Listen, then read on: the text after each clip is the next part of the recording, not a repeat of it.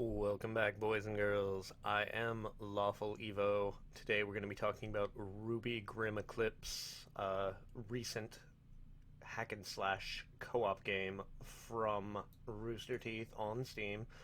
It is PC exclusive at the moment. We'll see about its console future eventually. If you've never watched RWBY, it's essentially about a school for magic and weapon wielding huntresses and hunters, defenders of the realm, as you will. But this is set in between seasons 2 and 3. Season 3 just recently started up. Season 2 was in 2015, early 2015, late 2014. The gameplay is hack and slash co op, as I may have mentioned. I think I mentioned. Definitely, probably mentioned. But you and up to three buddies can go around beating up all the things, all the things, in a game that its influences are cited heavily as Devil May Cry, Kingdom Hearts, and Dynasty Warriors. So if you've ever been a fan of any of those, this is worth checking out. It's running with a $15 price tag currently. That may increase or may not. The game is early access, which is why we don't know the definite price. They were nice enough to release it early and get feedback and tweak it according to actual fan feedback, not just, oh, we had some beta testers run it, it's good. Uh, it all is voice acted by the cast of RWBY. So far, three of the girls' lines are put in. There is a placeholder for Blake, as she has not had a chance to record her lines yet. Some of the teachers also make appearances, and they are fully voiced over. So, in the end, when the game is completely, fully released, it should be an overall good experience.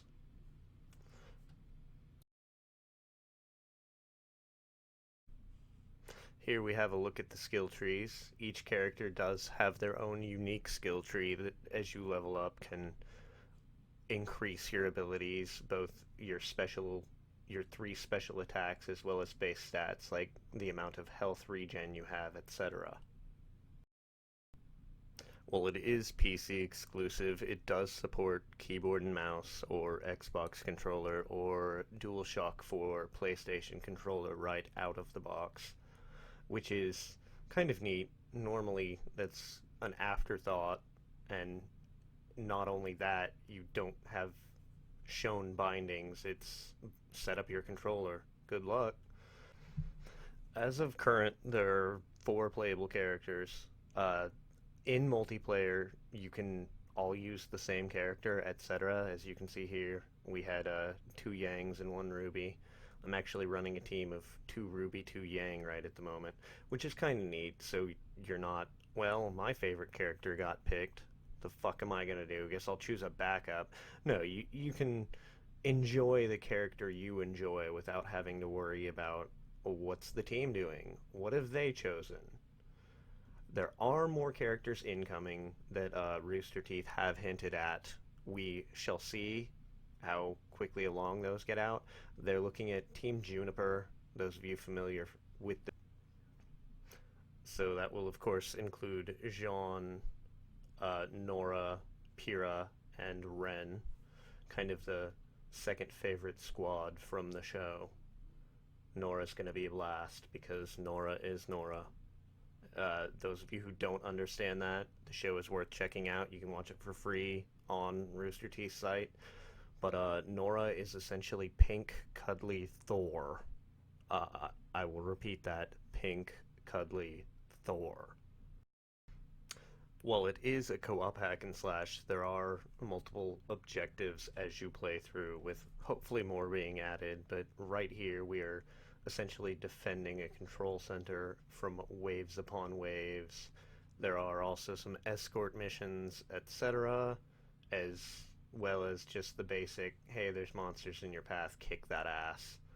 So it's kind of fun, and at least they're trying to get some variance, not just Dynasty Warriors, hack your way to the next point. which is fun, don't get me wrong. I love me some Dynasty Warriors, but sometimes you need an objective. And yes, I know Dynasty Warriors has objectives, but let's be realistic. Who really pays attention to those? You just kind of kill shit until the level's done. At least I do. Now, I will say, as this is early access, and I know I mentioned that, it might be worth waiting at the moment to pick this up. They're putting out patches pretty regularly, but in its current state, there's not a ton of content to it. I think there's 8 to 10 stages, and then just resets you back to the beginning, so you can constantly, essentially, grind through all 8 stages repeatedly until your character's max level. The levels system, it does reset when you exit the game, etc. So you're not going to just power level character to a max and then go through destroying everything. At least not at the moment. They may eventually change that. We don't know. There's a lot up in the air, but it's great to see how much this is already growing. There were 2 big updates in 2 week span that already tore through a lot of the bugs and fixed issues and tweaked some of the balance. So they're keeping up with it really well, and I mean it's a labor of love for them, because that's exactly what the show was. It's what they wanted to do, something completely original created by them instead of just red versus blue, which was fun and hilarious, don't get me wrong, but that was just them voicing over some Halo until the later. And actually, if you watched Red vs. Blue, a lot of the later episodes, how epic the fight scenes got, that's because they were figuring out stuff, creating RWBY, and using that knowledge to make their other show better. Now, as you can see, I kind of got wrecked. You can either wait on a respawn counter in this game, or a teammate can come along and save you, as RWBY is saving my ass. So it's co-op in the very sense that you must cooperate. If not, and you try to go lone wolf, you're probably going to get destroyed by a horde, especially because the AI is dynamic to the amount of players, etc. The hordes get bigger, the monsters get meaner, the more players you have, and it will update. If somebody was to drop out of the game, say right this second, it would immediately switch over and nerf some of the enemies, change some of the horde sizes.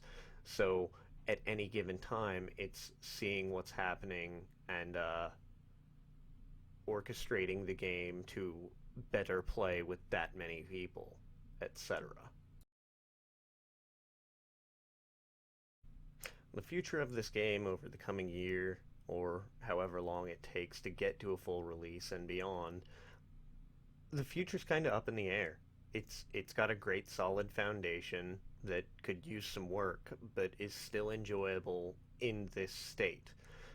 I'm hoping to see this game grow a lot. It was one of the top sellers on Steam in the week of its release, which is nuts considering there were some pretty high-profile games that came out that same week. So we'll see. In the end, no one really knows. The game could flop. The game could soar amazingly. It's very, very much up in the air. Thanks again for watching, everybody. I am Lawful Evo. I will continue to bring you reviews of what I've been playing lately. I try to keep them more recent games, but that will not always be the case because I do own more consoles than I have ex-girlfriends. So there's a vast library of stuff I could be playing at any time. As always, like, comment, subscribe, and I will flip through the comments as I get a chance and send you back some love, see what your feedback was, try to add it to my growing, evolving show that is a tiny little babby at this point. But yeah, thanks for tuning in, guys.